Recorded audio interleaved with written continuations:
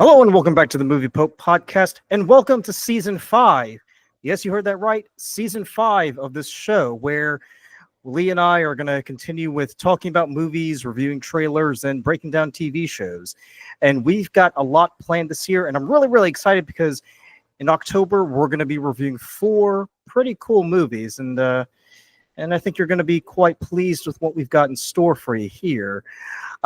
So this year we're going to be season 5 is running all the way from Labor Day all the way until the Oscars in March. So get ready for many episodes where we're having discussions. We'll be reviewing shows like Alien Earth. We'll be looking at all 8 episodes, and we'll be taking a look at several possible contenders for the 2026 Academy Awards. So if you want to stay in the loop, remember to subscribe. That's the best way to know what's going on here. Also, leave us a like, too, and let us know down in the comments below if there are any movies or TV shows you want us to take a look at. We definitely want to hear from you. Hope Alien Earth is good, because we're reviewing all 8 of these, so that better not be a dud.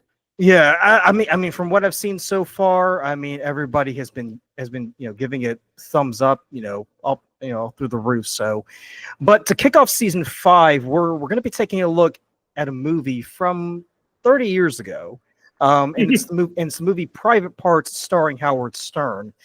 Now, a lot of people are probably asking, well, hang on a second, why are you guys talking about Stern? This is a movie review channel. I would love to point out, right? So really quick, Luka, right? So what was the first thing that I had on my thing as far as like what I was going to talk about? Well, I'm going to get into it because there we go. because for the most part, when people think of Howard Stern, they think of the shock jock guy, the guy who is very vulgar, someone who just scandalizes everybody. I mean, I remember as a kid hearing stories about him getting in trouble with the FCC like every other week. And whether you love him or hate him, you have to admit the guy did revolutionize radio.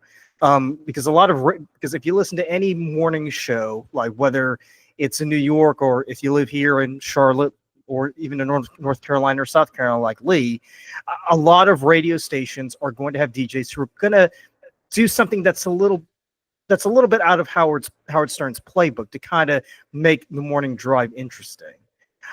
So the reason why we're taking a look at Private Parts today is due in fact that Howard has recently come out, or I should say, news has recently come out that Sirius is considering canceling Howard Stern after 20-something years with them. Now, it's not really canceled, but his contract is up for renewal in October. Oh well. And Lee, I want to get your take on this. He's getting paid $500 million.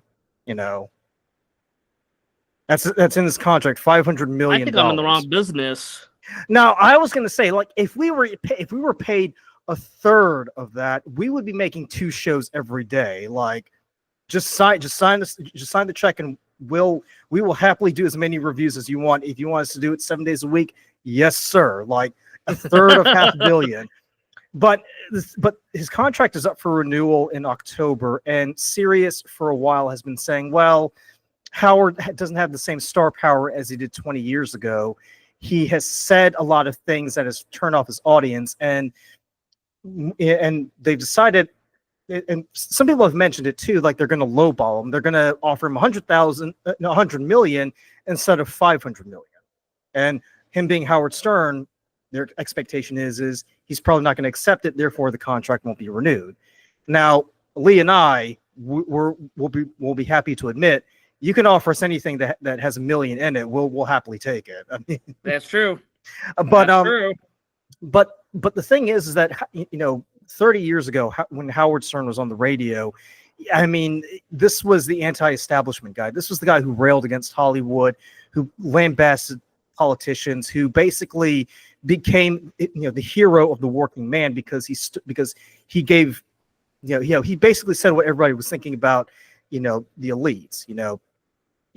Jennifer Aniston is bleep, or George Bush is a moron, or what have you. But and he had millions and millions of listeners, right? So when I was doing research for this before we recorded, Howard Stern went from I think it was like 1.2 million listeners to 125,000. Now, Lee, That's drop off. yeah, now, Lee, since you studied business back in school, how significant is that? Like, what does that tell you if you went from over 1 million to 125,000 listeners over 3 years? Like, what would that indicate to you? Yeah, something's wrong with the show now, because that's a significant drop off in how many people are listening. So clearly something's not been working right for him the past few years. Now, I don't know anything about Howard Stern. I don't listen to Howard Stern. Well, I do. well, That's fine, right? That's why you're here to help out with that part of the conversation, because I have no familiarity with him, and I just want to make sure everyone knows that. I obviously know him through his name, right? Because his name, I think everyone knows who Howard Stern is, and like I said, this movie at least gave us a little bit of insight into his life. Here's another thing too, Lee, because you're from Long Island, so I naturally assumed that anybody from Long Island, would automatically know who Stern is and would have listened to him. But you told me that you've never listened to an episode of his show, right? That is correct, and I don't know how I feel that you're just like lumping all Long Islanders together, like we're just like some type of weird caggle of people. So, I've never heard of. I mean, like I said, I've heard of him. I know who he is, but never really like listened to anything that he's done. So it was, I think, interesting for me as someone that was just wanting to, watch a film, just to get a little bit of background about him. And well, the movie does a lot of interesting things and covers a lot of his life. But we'll definitely get into that. So Lee, just to go back to my previous question, you mentioned that there's something wrong with the show if you have a significant drop, right? Oh yeah. So put yourself in Sirius, the position of an exec at Sirius. Like, if you saw a drop like that, would you consider, a host like him worth investing in the future, or do you feel it's high time to just kind of let go and try something else? Well, I guess so. If I'm really putting my business hat on, right, I would have to also know, I know he's had a significant drop, but I don't know, is 125,000 still good in the grand scheme of things? That would be my question. But I would say that there's definitely something grossly wrong with the show. And I mean, for a guy that's been around as long as he has, I think he's going to command that higher salary just because it's Howard Stern, right? So regardless of his success or lack of success over the past few years, it's still Howard Stern more than anything. Well, here's the thing. So Howard has kind of gone mainstream over the past few years, and there are plenty of channels that dive into the details. But here's like the general scope of it. So besides seeing a significant drop in listeners, he has said a few things that have pretty much offended his core base. So the big one being, he pretty much told anybody who was a Trump supporter, I don't want you people listening to my show because you guys are idiots. That's the nice way of putting it. And in my mind, I'm just thinking, if these are people who have been listening to you for 20 something years, the last thing you want to do is tell them to fuck off if they don't agree with you politically. So you say that, right? But as someone that doesn't listen to him, like, I feel like everything I watched in the film tells me he says just about anything. So my whole thing is, how is that any worse than anything he's ever said? I've listened. Yeah, I mean, I've listened to it. Like, he sounds dead serious. It would be like me. It would be like you or me. Saying it here. Like, we just don't want. Like, it would be like, if you people don't like Star Trek, we don't want you listening to the show. Please F off. By the way, can I just say, like, regardless of your political affiliation or whether or not you like Star Trek, you're welcomed on this channel. Feel free to leave your comments or subscribe, because we welcome everybody here. I mean, we're not going to be nitpicky about who our audience is. But another thing that kind of makes me scratch my head about this guy is he's being paid like $500 million, right? You would expect that if you run a morning show, you're going to be running it 5 days a week, every day of the week of every month, right? He's he's doing a show, 3 days out of the week, and he takes summers off. So in my mind, I'm thinking, well, that's we're getting the raw end of the deal, aren't we? Because he's just not investing as much, because you would figure, and it's something that we've seen happen with a lot of shows, not just Howard Stern, where people get dumped a lot of money, but they produce less and less content. I mean, Yeah. big one that comes to mind is obviously Matt Stone and Trey Parker, where it's like, now we're lucky if we get even one South Park special a year, right? Whereas before it's like we could at least expect to get 20 episodes per year. But it's just one of those things that just makes me scratch my head, where it's like, well, are they doing this as part of a power play, or are they just doing this as like a way to just troll people? So without further ado, just because I want to just give like a general idea of what's going on with Stern right now, because he's supposed to make an announcement on September 3rd about whether or not he is going to stay or he's going to go. And if he does stay, that's great. If he goes, well, don't let the door hit you on the way out. But without further ado, Lee, why don't you take us into our season 5 premiere with our review of Private Parts? Yes, thank you. So the film starts off with Bartman. So Luka, since I was not expecting this opening, and obviously, and I don't know if this is a character he does or anything like that. Bartman, does this mean anything to you? It was very interesting that they decided to start the film off with this character that he plays, I'm guessing. Well, I mean, Stern way back in the day was famous for childish humor, and there are some videos where he says some pretty racially charged things as well, and he also does. Well, let's just say, like, there's some sketches where he does something that would remind older people of Amos and Andy. That was where he was at in the 90s. It's I sort of remember Fart Man, but the whole toilet humor thing that he was doing was par for the course for a show. So so when you think about a Fart Man, is a lot milder than him rubbing axle grease on his face, and well, that's fair. We'll go from there. So, I will say we did see a cameo from the late Prince of Darkness. R.I.P. Ozzy, we love you. Yes, yep, that's true. So and yeah, it definitely was. Like I said, a very. I figured it was helping set the tone for what I was gonna watch, right? Because I'm like, this feels like very toilet humor, to put it lightly. But hey, I was all for it. So but yeah, so we start off with Fart Man, and pretty much like the whole movie is him just retelling, I guess, his life from the beginning, right? So, we start off, we get the Howard Stern backstory, right, where we find out that as a young lad, he was quiet, he was timid, his father constantly was telling him to shut up all the time, but something interesting from the dad is that the dad did work in radio.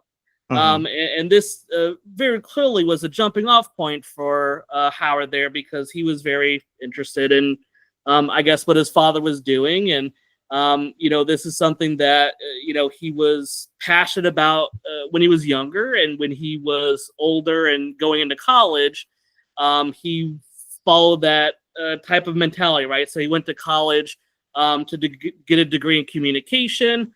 And this is where, he became a DJ at the college. I did like kind of this joke of like, they start off with like a very young Howard, and then college Howard Stern is just Howard Stern. Yeah, regular Stern. He breaks the fourth wall there, where it's like, you're just gonna have to suspend your disbelief for the movie.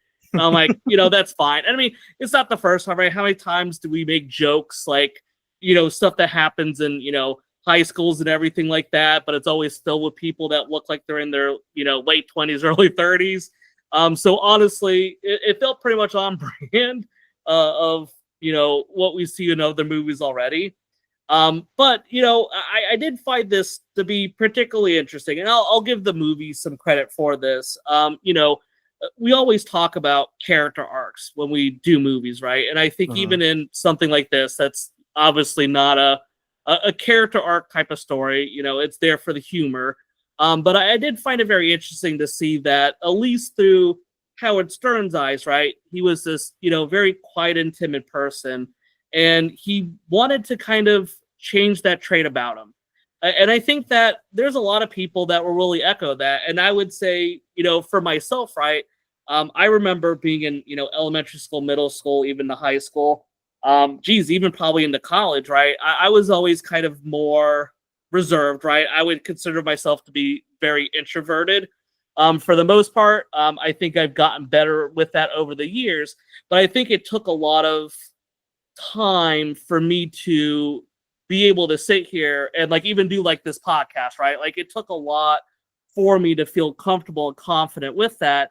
So it is interesting to see, you know, a character like Howard Stern, even though I know that there's all this other shit that's, you know, kind of over him, and, you know, his antics might be all over the place and everything like that.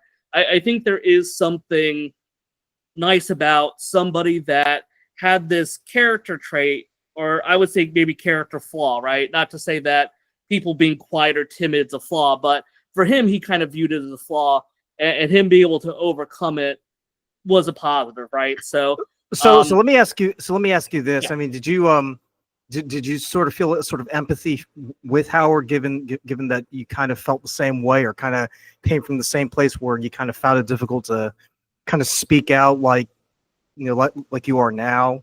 I would say, I don't know if I use the term empathy, but yes, I would say that there is something, and I think a lot of people probably share that type of mentality, right? I think there's a lot of people that are more like introverted that might wish like, hey, you know, my introversions, you know, cause me, you know, issues or cost me friendships and stuff like that.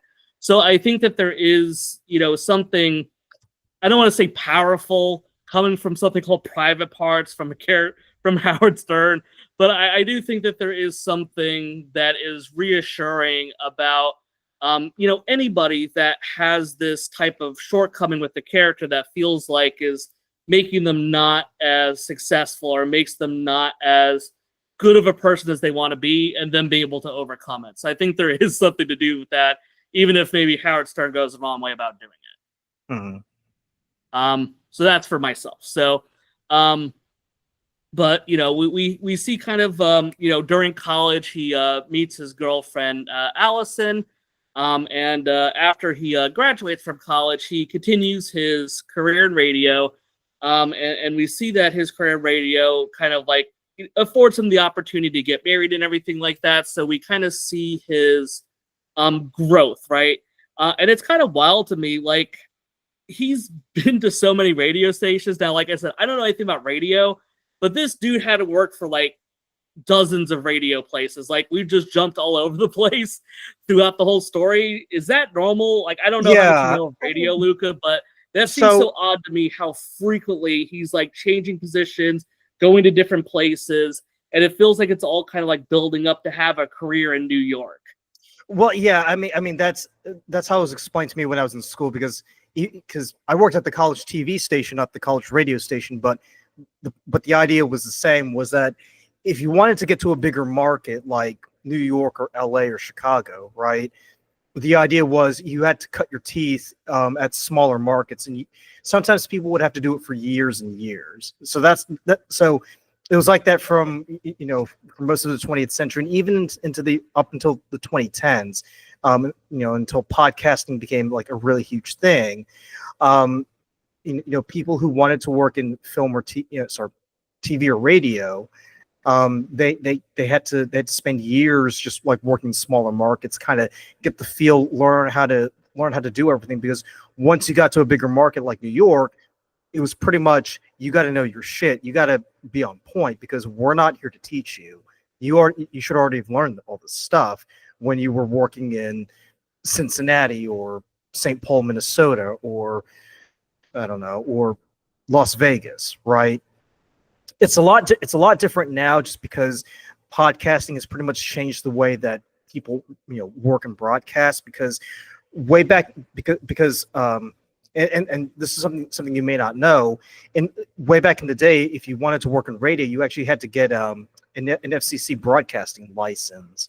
So you actually had to learn how to work the board and get licensed by the FCC in order to even get a job in radio.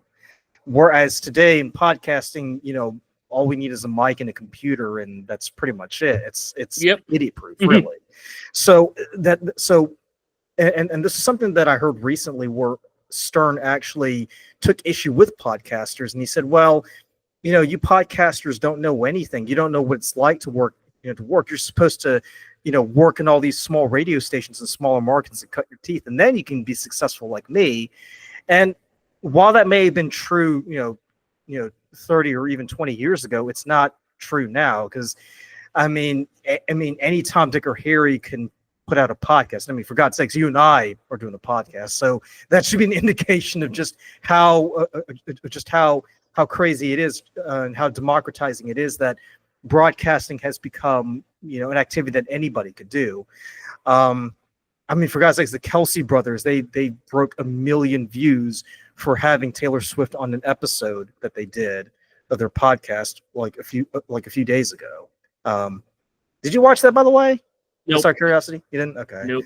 She revealed her new album, Life of a Showgirl. But yeah, I mean, it wasn't uncommon for people to move around from station to station, whether it was radio or TV, just because one, it had to do with learning, because you had to learn how to put packages together and kind of make them presentable. But it was also about money too, because if you want to work in a small market like Detroit, for instance, and you're being paid, let's say $90, right? At some point, you're going to ask yourself, I can't really live on $90 anymore. Like where can I go that's going to pay me a lot more, right? So if a station in Milwaukee is going to pay you 100, then yeah, you're going to move to Milwaukee, and you just keep moving because one, you're chasing the money, but two, you're also gaining experience. And like I said before, if your total aspiration is to work in a bigger market like New York or LA, if you present your resume and they see you've only worked at one station in Des Moines, Iowa, they're going to look at you and laugh you out the door, right? They won't even ask you one question. They'll just be like, "The fuck are you doing here? Get out of here! Like you're a baby. Like you don't even know what you're doing here." So it wasn't uncommon for professionals to build up a resume where they've worked at 5 to 10 stations, over several years, before they could even get their foot in the door, and even a medium-sized market, I would even add. Yeah.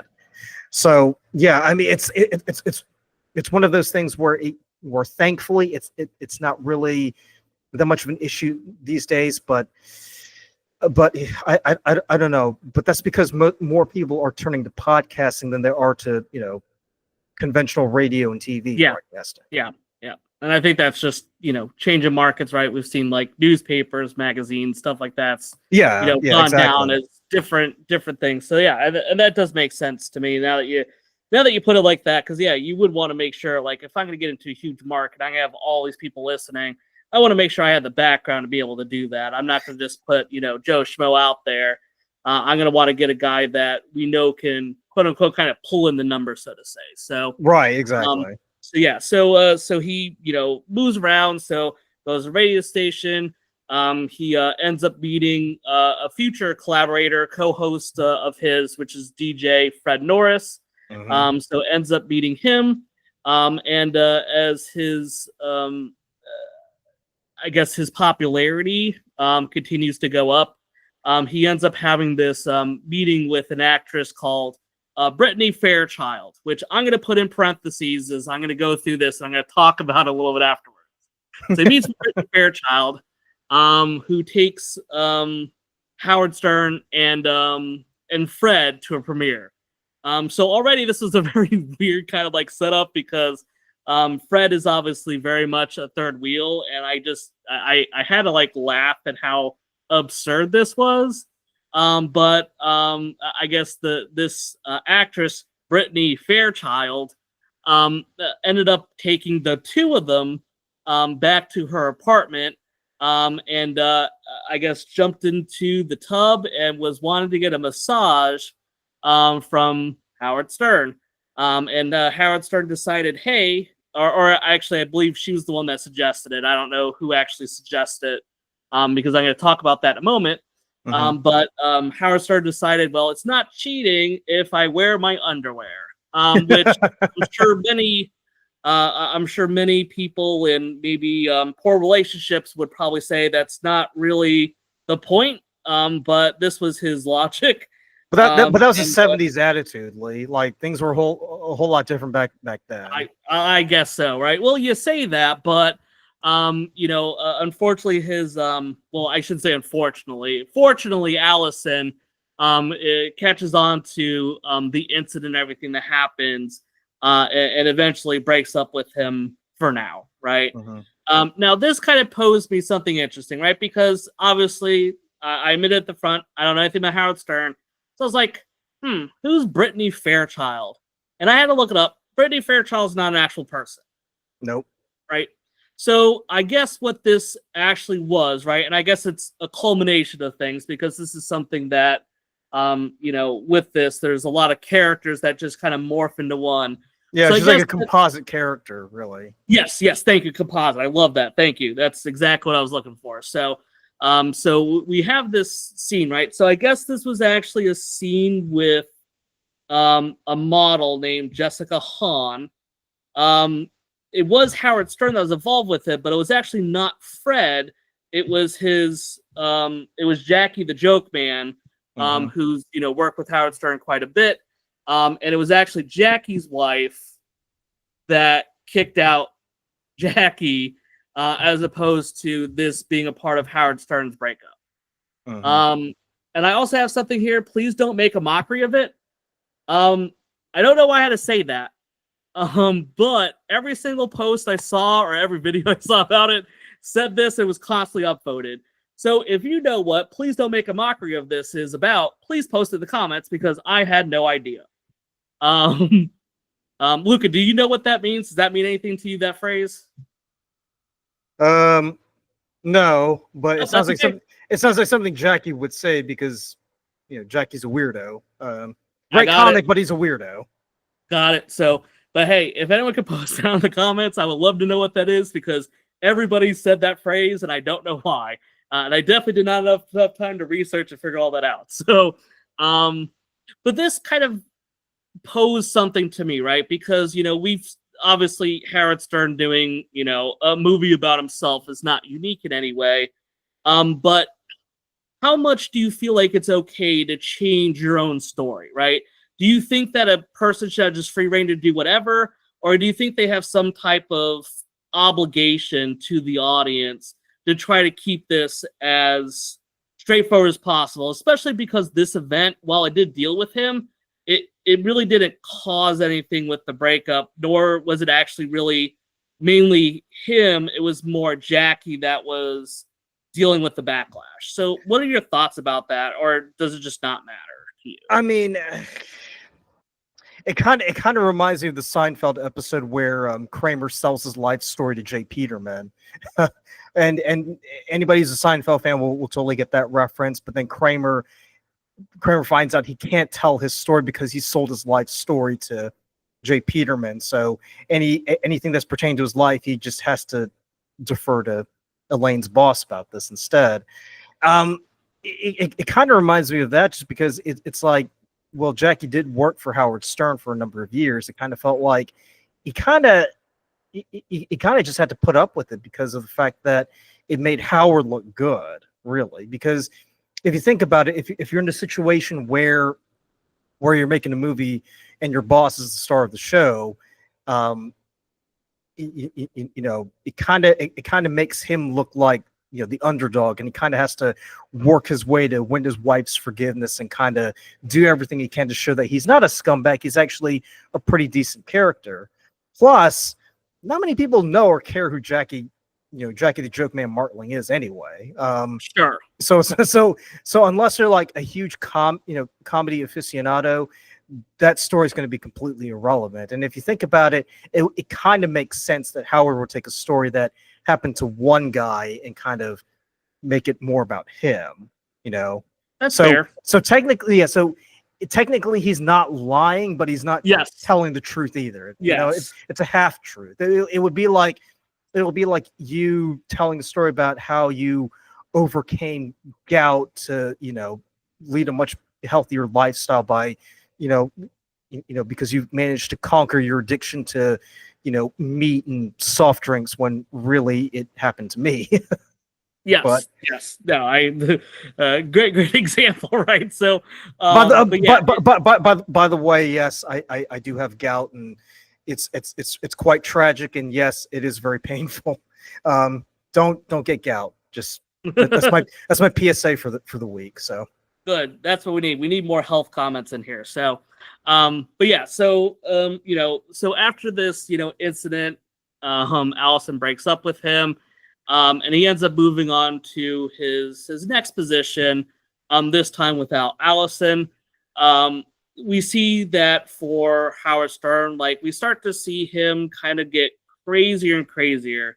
And he talks about this like in the film. It's like he's really starting to open up, or he wants to be more open on the show because he feels like that's what people want to listen to. Now, it doesn't take very long for Allison to show back up, and this is always one of my complaints with this film is like it feels like one thing happens and then like a scene or two later it just undoes itself. And I get that, you're trying to cram someone's life into a film. So you have to kind of pick and choose your battles, but it always was just one of those things where you show this kind of like breakup and then a few scenes later she's back with them and nothing's changed. So so he's moves on to a new job. Allison shows up. Now they're back together. He changes jobs again. He goes to a radio station, this time in Washington, D.C. And this is where he meets his co-host, Robin Quivers. Now, at this new D.C. office, right, Howard's antics are very much frowned upon by the radio station. However, just like with most things, if you're being successful, it doesn't matter what you do as long as you're successful in making money. Because that's pretty much what happens is that, the DC radio station's like, oh, this is, we can't deal with this. Like this guy is, too much of a, he's making too many waves. This is not going to be successful. And then they get like results back and it's like, never mind. He's like the best, host in Washington, DC. And it's interesting to me because it's like if you are recruiting this person, why do you not know what makes them famous? I always thought that was super weird to me because it's like, did everyone like listen to him and be like, wow, this guy's kind of outrageous. Maybe this is going to be a problem for us. And well, it's funny you mentioned that too, because later on in the movie, like when WNBC hires him, the exec asks the same question. WNBC. Yeah. Sorry, WNBC. They asked the same question, and the execs were like, "Oh, no. Well, no, actually, we didn't listen to this guy. We just hired him just based on numbers." So weird, right? But like I said, I mean, it's kind of the truth, right? So, Howard, even though he's butting heads, his success leads him to getting more.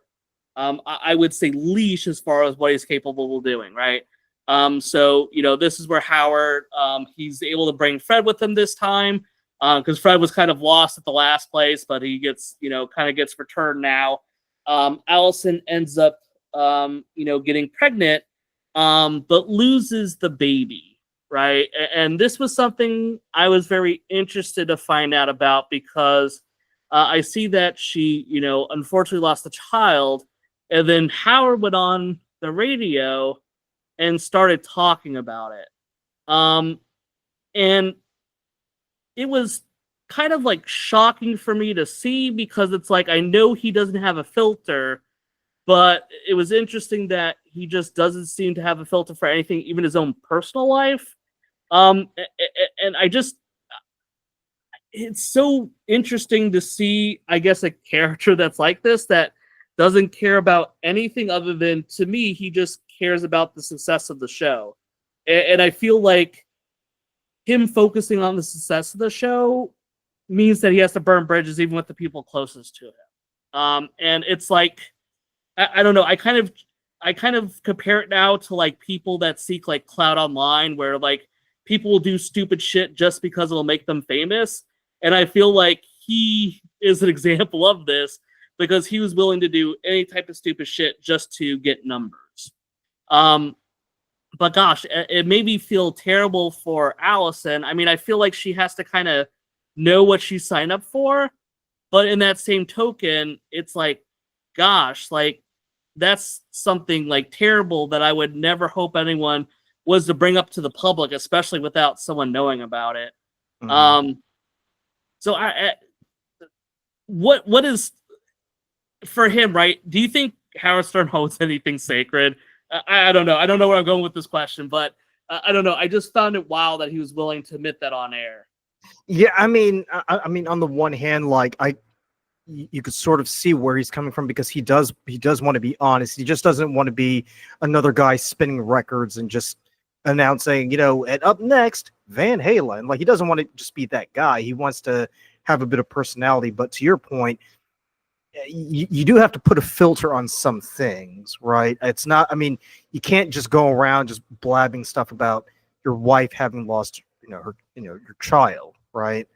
Because I mean, there are some things that that you really shouldn't touch, right? But but I gotta say, like, for people who get the whiff of success, like if they see that they're doing something that's getting the numbers, it's getting the attention, they're going to keep doing it, even if it's detrimental to them. That's true. Right? It's Yep. like it's like those people who do competitive eating. Yeah, it's great to watch them do it, but who's to say like what they're doing isn't causing long-term health problems, right? Yeah. But they just keep doing it because, hey, it brings in the money and it pulls in the eyeballs. And I kind of feel like in a way he kind of feels like he's trapped. Like, he knows he shouldn't do it, but he has to do it because that's how he makes his money in order to support the family so they can have a baby. Yeah. But if he doesn't that- talk about it, then he can't. It's the proverbial between a rock and a hard place Yep. situation. No, and that was actually, I love the point that you just brought up there, right? Because he looks at it as, this is an opportunity for me to help support you financially, but it's possibly crippling our emotional relationship because you can't put your faith in me. So for him, maybe he's viewing it as like, hey, I'm just trying to help support you. But, obviously for her, she doesn't care about the finances. She cares about her anonymity, right? She wants to, at least from a certain perspective, she doesn't want to have everything put out there, right? So it is like I said, an interesting kind of character flaw, I would say, because he goes from being this, super timid person that, is always being told to shut up from his dad, to now he's like sitting there just talking about the darkest moments of his life, right? I mean, granted, it's not just his life; it's him and Allison's life, and Allison's not always a fan of him exposing everything. But I will say this: like, yes, he doesn't have a filter, and he just feels the need to have, the need to just blurt out everything that happens to him. But I would also give him props for being loyal, because he does go out of his way to make sure that Fred comes to that station, right? Yes. And then we'll see later on, like he does everything he can to get Robin back after she gets fired, because because he knows when you find the right people, you stick to them, and you'll do anything to make sure that you guys stick together, right? So as much as we want to say, well, he's a bit of a jerk for for humiliating his wife like that, and performing sex on the radio, at the same time, it's like, this guy does understand the importance of relationships and looking out for other people, and knowing these people have value. Now you can debate whether or not he is loyal because they're they're useful to him, or that there's a genuine friendship. But yes, that was my follow-up question. So you totally took that from me. Good job. well, I mean, go with it. I mean, You're right, and that's good, right? Because that's exactly where I was going. Was at the end of the day, is it truly the relationship he cares about, or is it just him chasing the clout, so to say?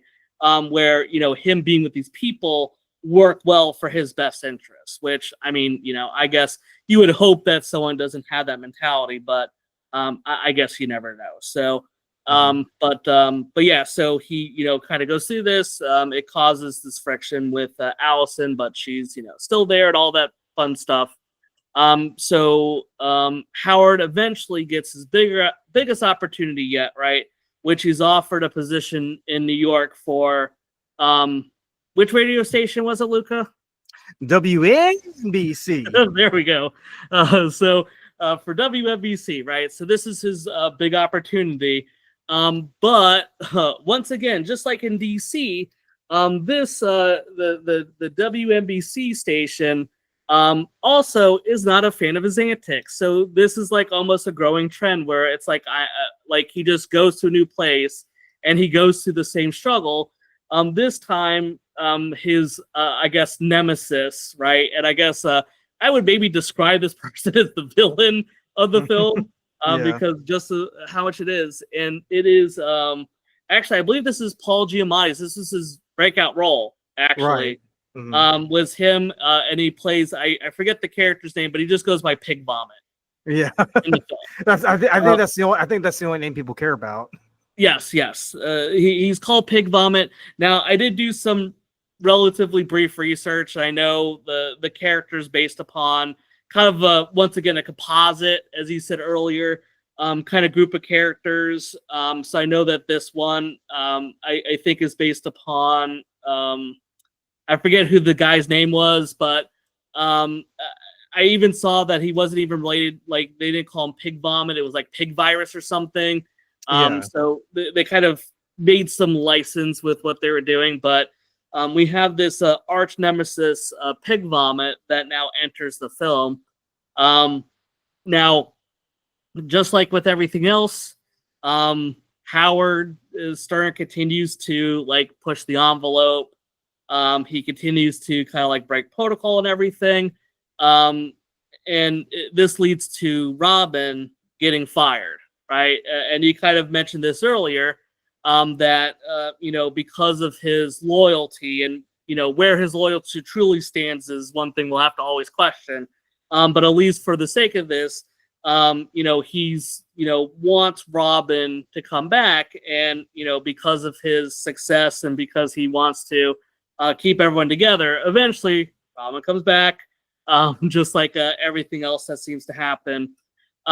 Eventually Howard just continues to have all the success until he's the #1 radio host, right, at the biggest radio station in the US.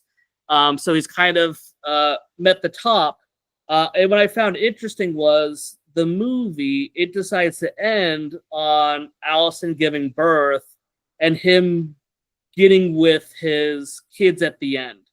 And I thought that was pretty interesting for the movie to end like that, because it kind of goes to show that maybe by the end, what he figured out is that his family was the true end or the true goal for everything.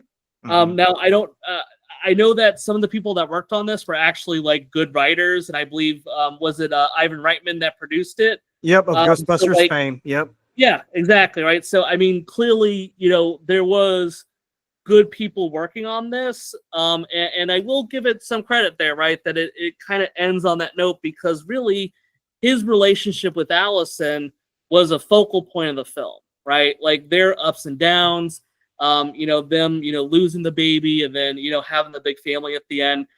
So it's kind of interesting, and something where you're going into this I'm just gonna watch a goofy comedy with a guy that has zero filter. But really there was, I hate to put it like this, it had some heart to it, right? So you could use, I'm using that term extremely loosely, right? But there was a little bit of heart there where, it kind of ends with him, kind of accepting everything that's happening, and kind of realizing, oh, Alice and my family, they're the true goal for me. So, Yeah. now, granted, I know in the real world, they, I think, got divorced not too much after this film. Actually, Yeah. I want to say it was maybe a few years afterwards. They got divorced, so I don't know if that kind of puts a more sour spin on it afterwards. But but for what the movie did, it did at least that part okay, I guess. I mean, And that, it did end on a high note because yes, because it kind of leads us into what a lot of people would consider like the golden era of Stern, like the 90s and early 2000s, where Stern was at the top of his peak. So it's kind of him signing off and saying, well, this is where I started off, and by the end of the movie, it's like, well, this is where I am now. So yeah. pick up from here. Mm-hmm. Um, so so when watching this movie and after hearing the news from last week, it's almost bittersweet because when you watch this movie, you're like, this is a guy who's had to go through so many ups and downs, but he's on his way up. When you can compare that to reality, where now he's like the 70-year-old man who is out of touch with everybody, and serious, and he's on the verge of possibly not having his contract renewed with Sirius just because he's become a dinosaur, right? He's not as hip as he once was way back in the day. Mm-hmm. So it's a pretty unique compare and contrast with what we see where Howard was coming and who he was then to Stern today, where it's like if you have a podcast, you're automatically on a shit list. So by default, we are on Howard Stern's shit list, Lee. Yay! Yay! So yeah, I mean that's the film in a nutshell, right? And I guess I'm gonna pose you a question, right? Because this is always why, and this is why as a channel, right, we don't really do a lot of comedies, because I feel like for a comedy, a lot of it is not really the story, the characters, or anything like that. It's, did you find it funny? And I was curious, Luka. After I watched it, how funny was this for you? I mean, I laughed at a few bits, but I really didn't think it was that funny. I thought it was more heartwarming, and again, and I'm going to use that term very loosely because at the end of the day, you're kind of rooting for Howard and Allison to stay together, right? Because you just want to see what they're going through as they're trying to start a family, and Allison having to put up with Howard doing all these crazy antics for everybody to hear, and him having to basically go through all these markets just to make sure he can provide for her. Really, that's interesting. So, really, I'm sorry. I'll let you. But it well, that was pretty much it. So, oh, okay. Well, that's fair then. So, I would say it's interesting, right? Because part of me wants to say, like, hey, we like a happy ending as an audience, but I mean, when I think about Howard and his interactions with his wife, it's like, ooh, do I really want them to be together? And I say that because it's like, clearly he, doesn't seem to always respect what she wants to have happen. And I think too, like all the like ridiculous over the top stuff, or like, he's sitting there, he's got that naked chick in there and like, talk about getting a massage and everything. And I'm like, I know that, it's him putting on a character, right?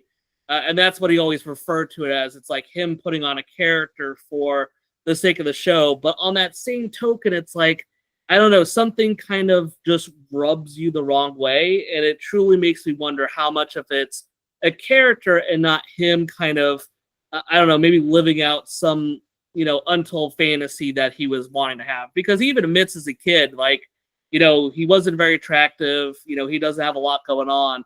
So I feel like some of it is like him, like, now I'm super famous. I could get all these, chicks in here and all this other stuff.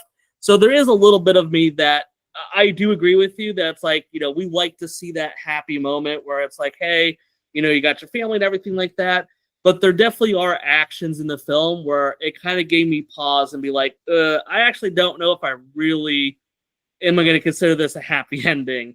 At the end of the day. as far as the jokes go, I'm probably in a similar boat as you, except for me, what I always found more funny was not what Howard Stern was saying, but everyone's reaction to what he was saying. Because like he would sit there and say something ridiculous. Like I remember he was talking about, there was a scene where he was talking with Robin, and he was like, I had so many kills during Vietnam, but a bunch of them didn't count because I was throwing grenades at like a school. And there are a like, bunch of kids. It counts as one. yeah, exactly. And I remember just like laughing at how absurd that was, but then just seeing Robin's reaction to it, and maybe kind of like perk up, because it's like, yeah, like I would imagine that would be my reaction too, to someone saying something so ridiculous like that. But I mean, that's what he's there for, right? Like they don't call him a shock jock for nothing, right? So he's out there, sitting there saying like all this crazy stuff, had the girl with the lady with the kielbasa in the room. I think he kind of made reference earlier to like the girl that was, sitting on the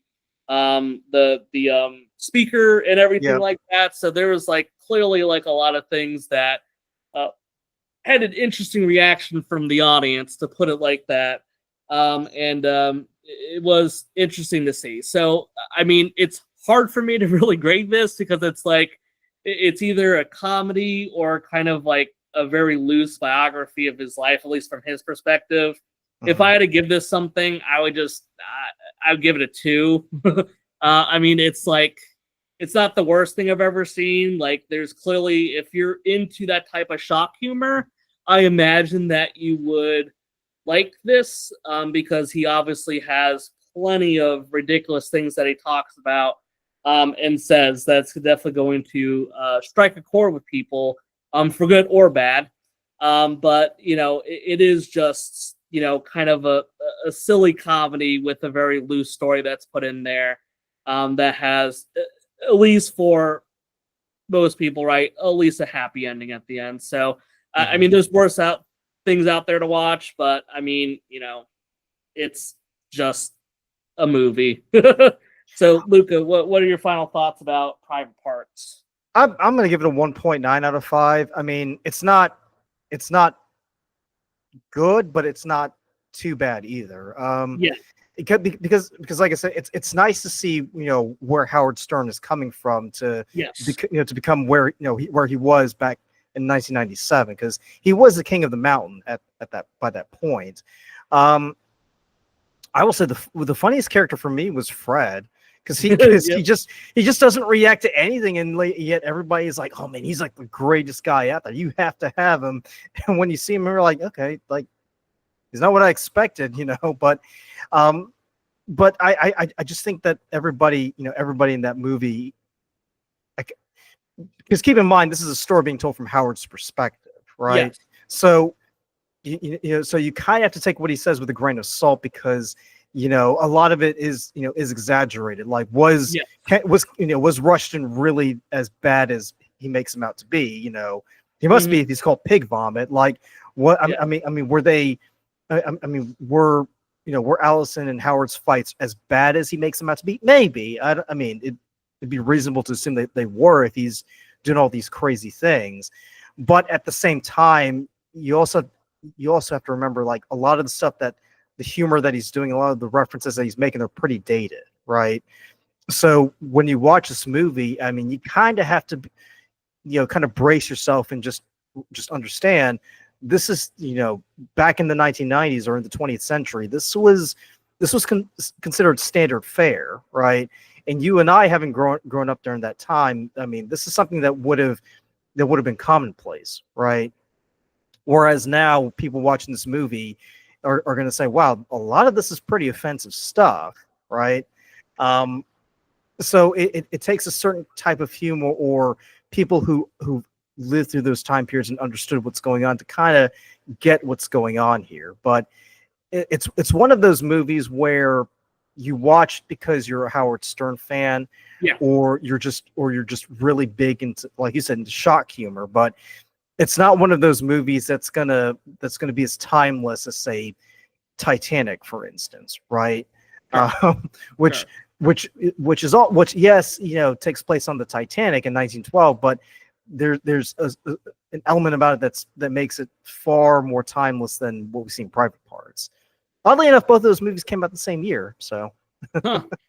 Never would have thought. And actually, you brought up one thing. I will say I did like the supporting cast as well. I know they're actual people, but Yeah. I think I could see why they work well together. They all seem to get along very well. You start to see Fred be more active with everything going on. So I will, like I said, give them some props for everything that they do, because I definitely did enjoy like Robin, Fred, and everyone like that was a part of it. So you can see why he revolutionized the way people do radio, right? Because just because he does all these things. Obviously, not every radio station in the country is going to perform oral sex live during the morning drive, but you can see there are elements that might be a bit familiar, because if you ever listen to a radio station during the drive to work or early in the morning, people are going to be more open about talking about what they're doing in their private lives than they were before, right? So he did open that Pandora's box, and now it's out in the ether. It's commonplace. It's not. I mean, it's not as shocking now as it was back then. I mean, people back then didn't talk about what happened in their private lives, or as opposed to now, everybody's talking about what they had for dinner last night, or why the suppository didn't work because they bought the wrong brand or whatever. It's just one of those things where he took something that was taboo and kind of made it normal. But and what's funny too is the fact that